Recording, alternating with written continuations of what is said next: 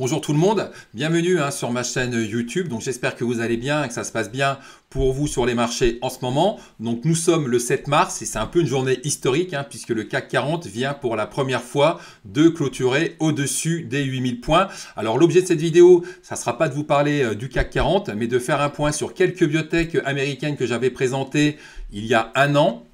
Et le gros de cette vidéo sera consacré à vous allez voir, c'est une idée assez originale. C'est une toute petite biotech. Alors je rappelle que les biotech c'est spéculatif. Là, pour le coup, c'est encore plus spéculatif.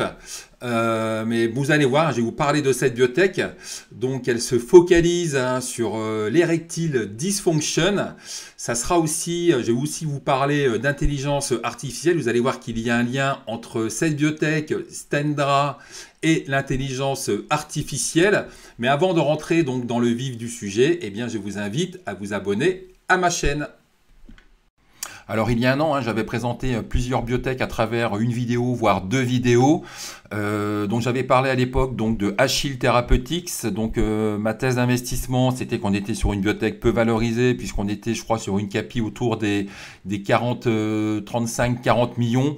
Pour un niveau de trésorerie de 180-190 millions, quand on était vraiment la société capitalisée un quart de sa trésorerie, ce qui me paraissait vraiment exagéré. Depuis, il s'est passé quoi? Donc je crois que la vidéo, je crois que le titre était autour des 1 $. Après, j'ai refait un petit update fin mars où le titre était autour des 1 $. Alors peut-être qu'il était autour des 1,10 et après autour des 1 $. Et donc, qu'est-ce qui s'est passé depuis un an? Pas grand-chose au final. Pas grand-chose. Durant 2023, les cours ont évolué dans ce range. Et puis finalement, le titre s'est réveillé, a fini par se réveiller au début du mois de février. Et le titre, à partir donc du 14-15 février, il a pris 70% en ligne droite. Donc là, j'en ai profité sur cette poussée spéculative. J'en ai profité pour alléger ma ligne. Je crois que j'ai allégé autour des 1,44 et puis après au-dessus. Donc j'ai pris une bonne part de j'ai allégé, on va dire, des 2/3 ma ligne lors de cette poussée. Alors il y avait un petit catalyseur justement qui a un peu attisé donc là cette spéculation. Et depuis le titre a un peu rechuté. Il y a eu des prises de bénéfices dessus. Et là, ça va commencer de nouveau à m'intéresser peut-être pour un renforcement. Alors attention, je me répète, ce n'est pas du tout un conseil d'achat. Pourquoi? Parce que en fait, déjà, on est toujours sur une biotech décotée, en tout cas qui est peu valorisée. On est aujourd'hui sur une capi de 50 millions, je crois qu'on était autour des 35-40. Et lorsqu'on regarde le niveau de trésorerie, alors bien sûr la société a consommé de la trésorerie, puisque les biotech ne font pas de bénéfices et qu'elles consomment beaucoup de trésorerie pour développer leurs molécules. Et on voit le balance sheet, donc c'est pour voir le bilan. Et le bilan à fin septembre, on était encore sur 140 millions de cash. Il y a un an, on était sur 173 millions. Donc là, on voit qu'on a consommé du cash. Mais on est encore on est probablement autour d'une trésorerie autour des 130 millions fin 2023. 130 millions par rapport à une capi de 50 millions. Bon, on peut dire que Achille Therapeutics est plutôt bon marché. Et ce que je rajouterais, c'est que la société, donc sur leur page d'accueil, nous explique qu'elle développe une plateforme, etc., qui s'appuie sur l'intelligence artificielle. Alors, c'était déjà le cas l'année dernière. Mais après, alors l'intelligence artificielle, voilà, on en entend beaucoup parler avec Nvidia, etc. C'est la mode du moment et en même temps, c'est vrai qu'NVIDIA sort des résultats assez époustouflants depuis plusieurs trimestres. Et donc, on est déjà sur une biotech peu valorisée. Et puis voilà, s'il commençait un peu à communiquer sur cette plateforme, et bien peut-être que derrière, ça pourrait un peu attiser la spéculation sur le titre Achille Therapeutics. Donc, j'ai toujours une ligne. Donc, j'ai allégé, je vous dis, sur la poussée au début du mois de février. Mais là, au vu des prises de bénéfices qu'on a eues là sur les dernières séances, eh bien, je pourrais revenir sur le titre. Alors peut-être ici, là, sur les 1,13, 1,14, ça serait plutôt pas mal. En tous les cas, voilà, je suis plutôt encore positif sur le titre Achille Therapeutics. Mais je le répète, ce n'est pas du tout un conseil d'achat. Les biotech, c'est risqué. J'avais aussi parlé du titre Pyxis Oncology. Alors, j'ai pas retouché au titre Pyxis Oncology, mais le titre se porte plutôt bien. Il se porte plutôt bien et c'est vrai que donc on a eu un placement privé, je crois, de 50 millions, donc qui témoignait de l'intérêt des investisseurs pour cette société. Et puis, et ce que je rajouterais, c'est que la société, donc, elle évolue dans tout ce qui est les ADC. Donc, les ADC, c'est l'approche thérapeutique hein, du moment, hein, puisqu'on a eu pas mal de rachats là, ces derniers temps. On a eu Immunogène qui s'est fait racheter. On a eu aussi Umbrix. Donc c'est valorisé 280 millions. On a eu un placement, je crois, autour des 4,8 dollars. J'ai pas d'avis. Je trouve que bon, c'est plutôt assez bien valorisé là au vu des dernières news. Et puis d'un point de vue technique, à la limite, tant qu'on est dans ce canal haussier, eh bien, voilà, on peut trader le titre. Donc le titre est en tendance haussière, bien évidemment. Par contre, il ne faut pas casser ce canal. Donc là, on va dire, je reste spectateur du titre Pixies. Et j'avais aussi parlé du titre Chronos. Et ma thèse d'investissement est à peu près la même que sur Achille Therapeutics. On était sur une CAPI qui était, je sais plus, autour des 50-60 millions. Donc là, on a une CAPI. Alors déjà, on va regarder le parcours de Chronos. Alors fin mars, hein, j'avais présenté le titre Chronos. Les cours, le cours se situe à l'époque autour des 1,40$, 1,45$. On a vu un petit rebond et puis après, le titre avait été emporté par la vague baissière. C'est vrai que le secteur biotech a été pas mal sinistré entre la mi-juillet et puis novembre. Et donc on voit que même le titre, il a allé chercher un nouveau plus bas. Donc déjà, je trouvais que le titre à 1,40$, il était très peu valorisé.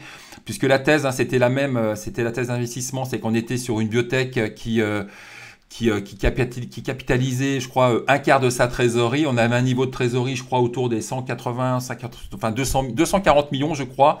Et on avait un niveau de capitalisation de 50 millions. On va refaire le point, de toute façon, hein, sur la valorisation boursière de Chronos. Donc le titre, complètement, voilà, tout le monde vend le titre. Un plus bas à la mi-novembre. Et ce plus bas, ça correspond aussi à des achats hein, qui ont été lancés par le PDG, puisque le PDG, regardez, il avait des titres, et puis là, il se renforce de façon conséquente, puisqu'il a acheté le 15 novembre, hein, vraiment au creux de la vague. Il a acheté ici d'ailleurs, regardez, le 15 novembre, il achète quasiment au plus bas.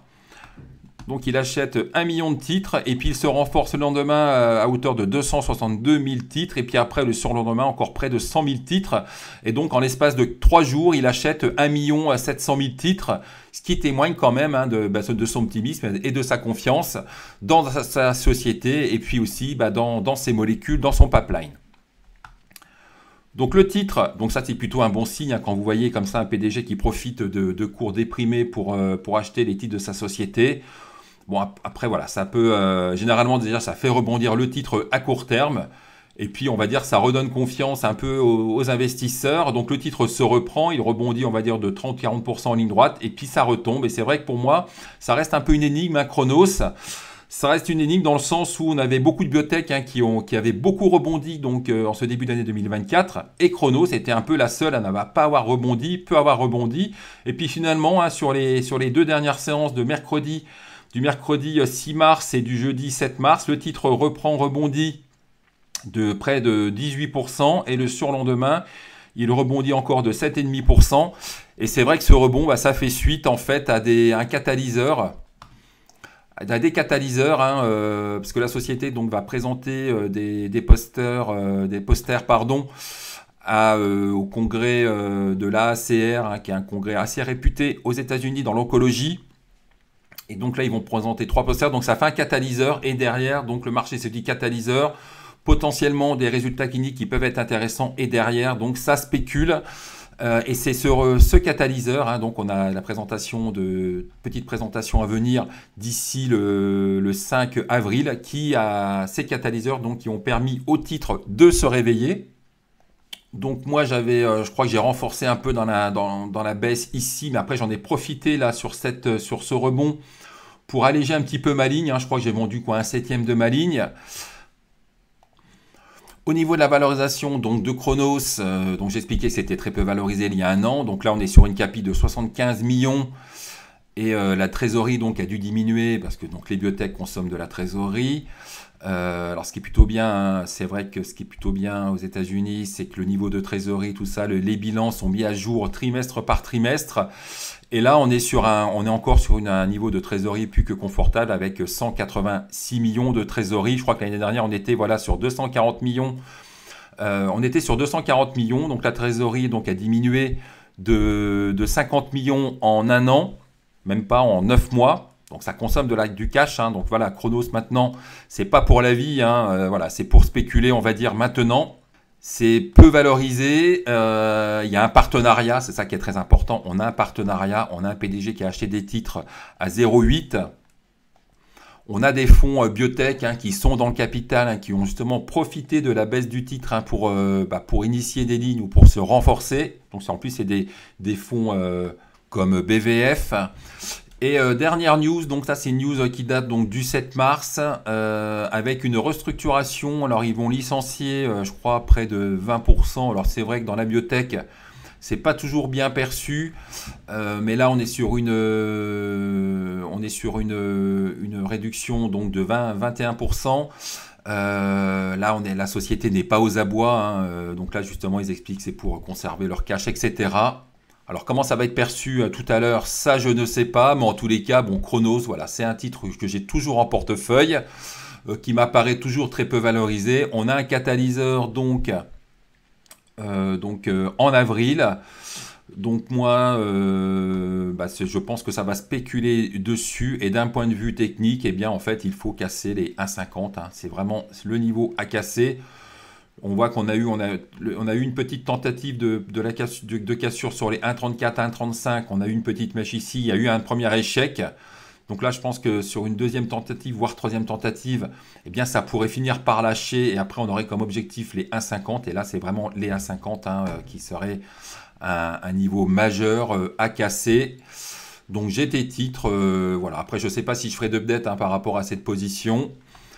Bon, en tous les cas, voilà, c'est un titre que j'ai toujours en portefeuille et puis que je trouve toujours peu valorisé. Alors, je vais vous parler maintenant donc d'une petite biotech américaine que je ne connaissais pas il y a encore un mois. Donc, j'ai découverte via Twitter, via une personne avec qui j'ai déjà échangé et que je suis, qui s'appelle Joujou. Toujours des idées, des tweets pertinents donc sur le secteur biotech. D'ailleurs, je vous invite à suivre cette personne. Donc cette biotech s'appelle Petros Pharma. Alors attention, ce n'est pas du tout une recommandation d'achat, c'est un titre très spéculatif. Donc c'est une biotech. La capitalisation est de 3,5 millions de dollars. Donc on est vraiment on n'est même plus sur une small cap, on est plutôt sur une nano cap. Donc ça veut dire un titre très volatile. Alors qu'est-ce qui m'intéresse donc chez cette biotech ? Alors déjà, regardez là je suis sur le site Yahoo Finance. Donc au niveau des dernières news, ils ont signé un accord de licence avec une société d'intelligence artificielle donc dont la valorisation serait de plusieurs milliards. Donc le nom n'est pas cité. Il y a des catalyseurs avec des rencontres FDA à venir. Il y a eu des résultats. Donc déjà, je refais un petit récap donc, sur la santé financière. Donc, on est sur une capi donc, de 3,5 millions. Ça, je l'ai déjà dit. Au niveau de la santé financière, c'est plutôt, on va dire, solide puisqu'ils ont fait récemment une augmentation de capital, ce qui a permis d'augmenter leur cash. Et on est donc sur une position en cash de 18 millions, près de 18 millions.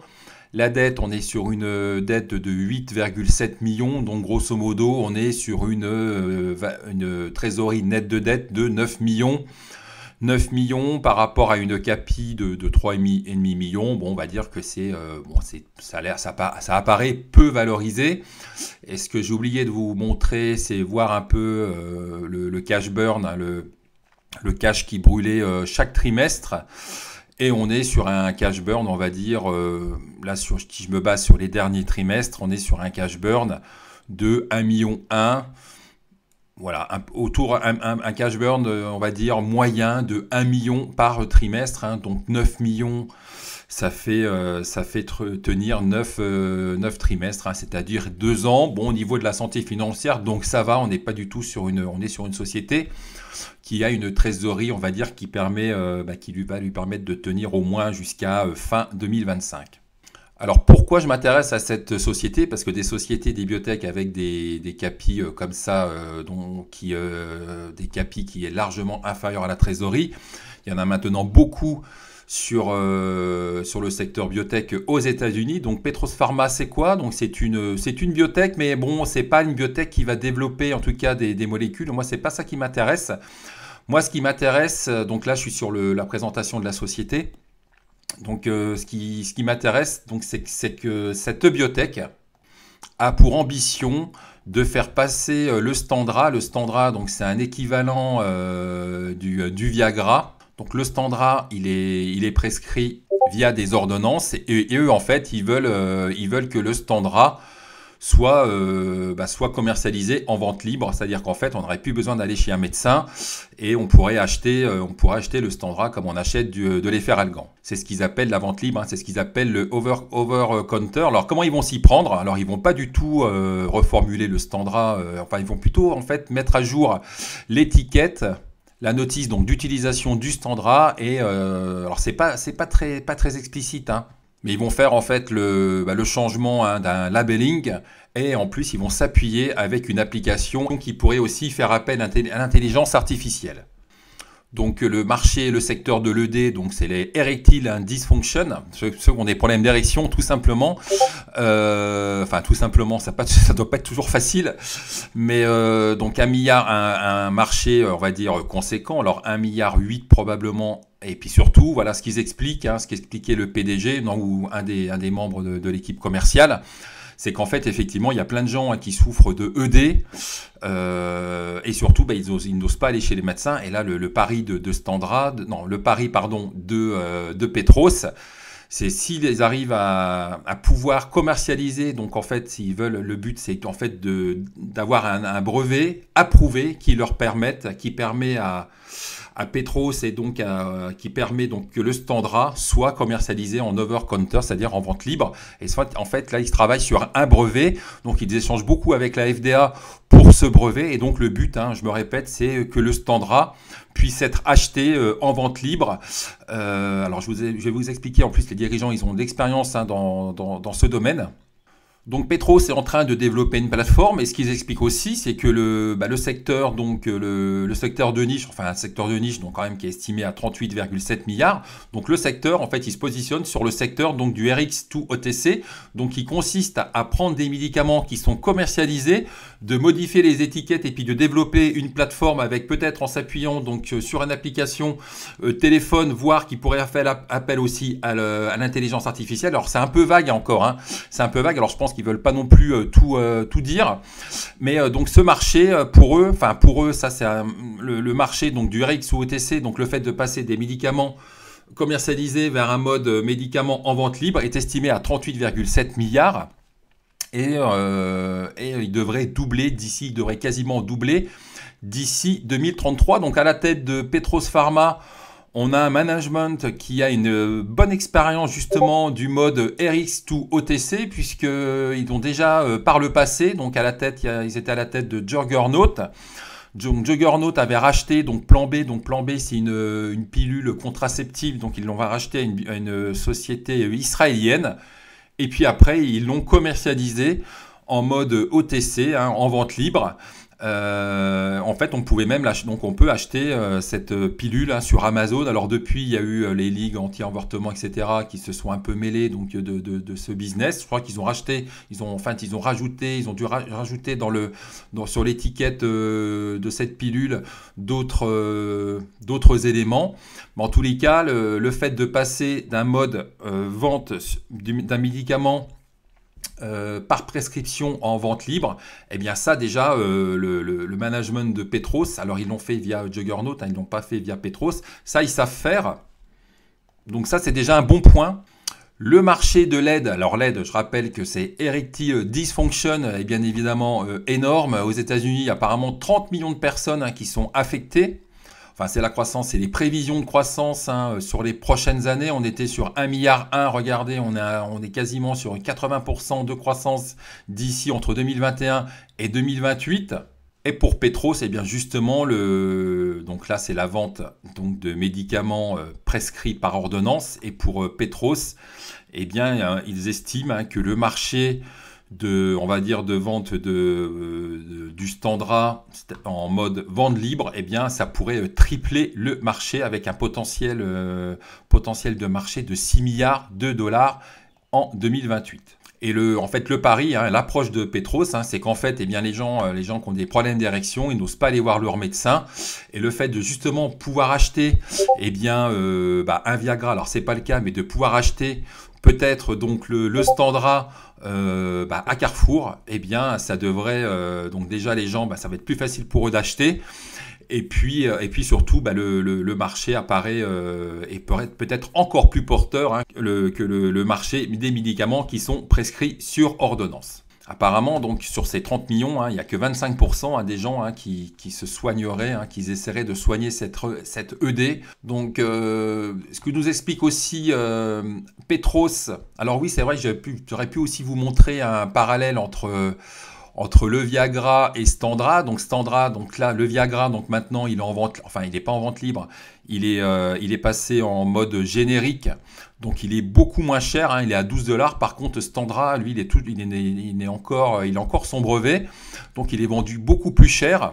Au niveau des différences de fonctionnement, le Standard est beaucoup plus rapide. Hein, au bout de 15 minutes, ça y est, c'est parti. Alors que le Viagra, ça prend un peu plus de temps apparemment. Ça dure moins longtemps, 6 heures, 12 heures. Et puis après, au niveau des effets secondaires, bon, c'est à peu près similaire. Et de ce que j'avais lu, c'est à peu près le même mode hein, de fonctionnement. Donc voilà pour le parallèle entre le Standard et le Viagra. Donc on considère à peu près c'est le même fonctionnement. Sauf que le Standard pourrait être acheté en magasin ou via Amazon par exemple. Alors bien évidemment, hein, c'est un pari, c'est le pari de Petros, il est quand même risqué. Hein, c'est pour ça que je dis que cette biotech elle est spéculative. Mais s'ils arrivent à sortir ce brevet, eh bien derrière hein, c'est le jackpot.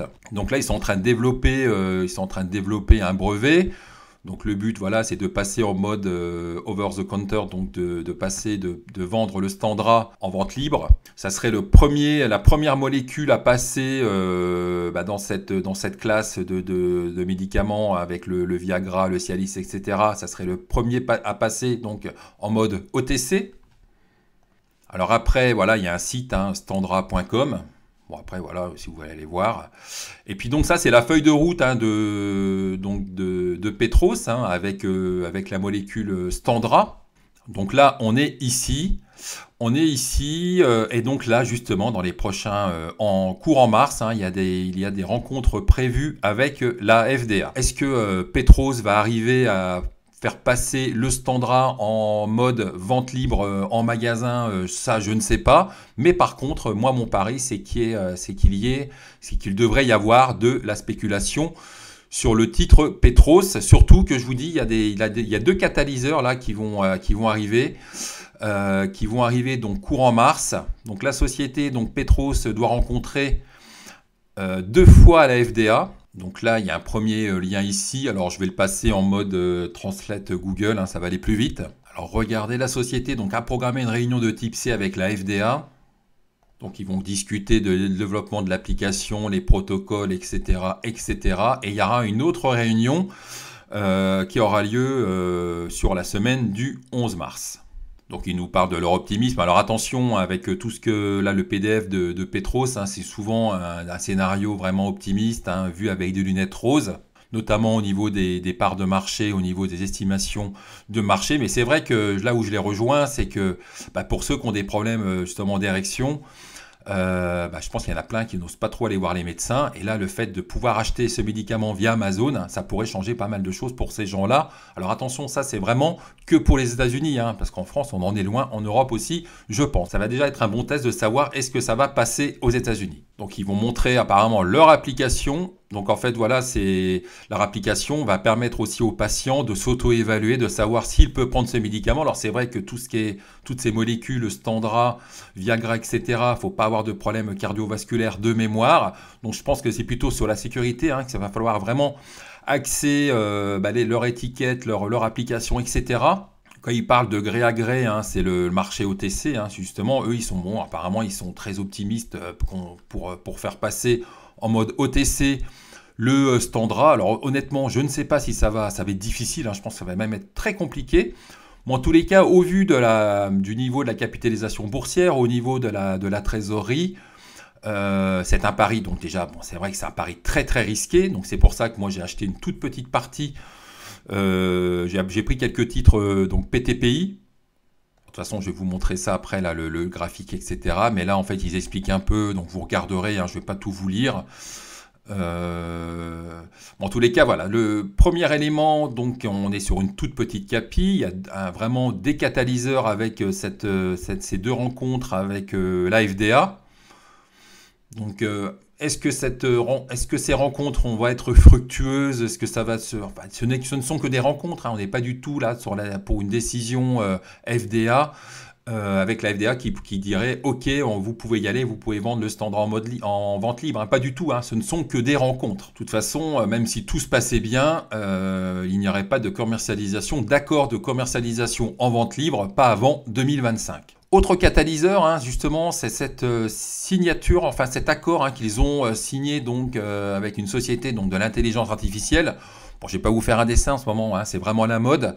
Il suffit de dire intelligence artificielle et derrière le titre explose. Et je pense justement que s'il communique un peu sur l'IA, etc., eh bien le titre, ça pourrait attiser la spéculation sur le titre. Et là, qu'est-ce qu'elle nous dit? Enfin, donc j'ai fait pareil, un copier-coller dans Translate Google. Alors, ils annoncent un nouveau partenariat avec un fournisseur leader du logiciel d'IA valant plusieurs milliards de dollars. On ne sait pas s'il est coté, je ne pense pas. Adapter sa technologie pour l'autodépistage et d'autres avantages dans le cadre des efforts continus de la société pour commercialiser le Standard. Donc, c'est ce que vous expliquez, c'est que là, ils veulent intégrer sur l'application, donc ça sera certainement une app pour téléphone. Ils veulent aussi intégrer une partie IA, la technologie sera intégrée à l'outil de base que la société a déjà développé dans le cadre de son étude d'auto-sélection actuellement en cours. Donc l'étude d'auto-sélection, c'est le fait de savoir si le patient peut prendre ou non le Standard. Donc on a une petite capitalisation, on a des catalyseurs avec des rencontres FDA et surtout on a une société donc qui veut faire passer donc une molécule donc pour lutter contre l'ED, l'erection dysfunction, pour lutter contre justement les érections, on va dire, un peu compliquées. Le marché est de plusieurs milliards et au vu justement de cette petite capitalisation boursière, eh bien je pense qu'il faudrait pas grand-chose pour que ça s'enflamme sur le titre OTC. Donc on a un marché qui peut être énorme, on a plusieurs catalyseurs, ça j'ai déjà dit. Et puis aussi, on a ce côté IA qui pourrait réveiller le titre. Alors, comme on peut le voir, l'histoire boursière de PTPI, Petros Pharma, elle est assez récente. Le titre cote depuis 2021. On voit qu'on a pas mal de spikes. Ça veut dire que là, on a eu des hausses très importantes en séance et après, le titre est retombé. Plus 91. Je pense qu'on a eu au moins plus 200, plus 300% avant que le titre retombe. Donc voilà, grosse volatilité. Donc c'est pour ça que d'ailleurs que moi j'ai pris une toute petite ligne parce que donc si on a une volatilité à la hausse, ça veut dire aussi qu'on peut peut-être avoir une baisse de 40-50%. Et c'est là où, bon, la baisse de 40-50%, on va dire qu'avec le niveau de trésorerie, je pense que cette baisse devrait plutôt être limitée en cas de mauvaises nouvelles. Alors, je ne m'attends pas forcément à de mauvaises nouvelles là dans l'immédiat, mais par contre, franchement, je ne pense pas tenter de garder ce titre pendant des mois et attendre que la FDA approuve leur brevet, parce que là, par contre, ça serait quand même un pari risqué. Mais moi, mon pari, c'est plutôt la spéculation sur ce titre. Et on voit que sur des news, on voit que le titre est capable de prendre 100%, 200, 300%. Donc moi, d'ailleurs, j'ai pris une toute petite ligne, une ligne de 2000 titres, autour des 1,55, 1,60. Et au niveau graphique, on voit que on a touché un plancher autour des 1 $, donc on va dire qu'en plus c'est un plancher psychologique. Les cours évoluent dans un range, on va dire le range des 1,70 $. Il faudrait casser ces 2 $ pour donner un... Parce que là, on est vraiment on est sur un cours sans tendance. Pour que le titre retrouve une tendance haussière, donc il faut casser ce range par le haut. Il faudrait casser même les 2 $. Après les 2 $ au niveau des résistances, on a les 2,85, 3 $. Et après, on a les 3,8 $. Alors peut-être là, donc je vous dis une ligne de 2000 titres. J'y vais mollo, puisque de toute façon...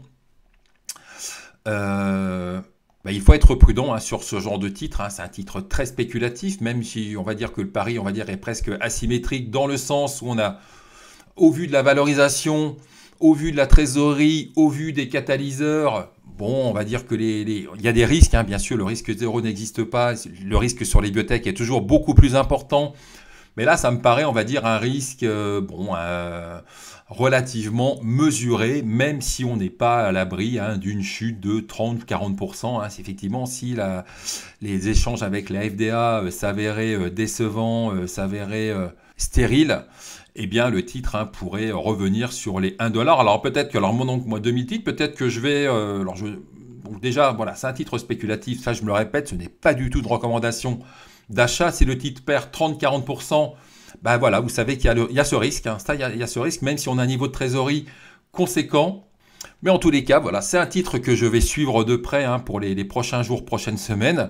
Et puis, qu'est-ce que je vise dessus? Eh bien, c'est vrai que le scénario idéal pour moi, c'est qu'on ait une news et puis que le titre ouvre à 100%. Et si c'était le cas, eh bien, je solderai ma ligne. Mais en tous les cas, je pense que c'est un titre à suivre de près. Bon, c'est une idée originale. Je pense que s'ils gagnent le pari de faire passer donc le Standard en mode vente libre, eh bien là, je pense que le titre peut faire, ça peut vraiment faire une grosse hausse. Mais de toute façon, cette hausse, le fait de passer donc la molécule en mode en vente libre, eh bien, ça sera pas avant 2025. Et là, dans l'immédiat, pour moi, le but, mon seul but, ça sera de jouer un peu l'effet spéculation avec ces rencontres FDA, jouer l'effet IA, rien de plus.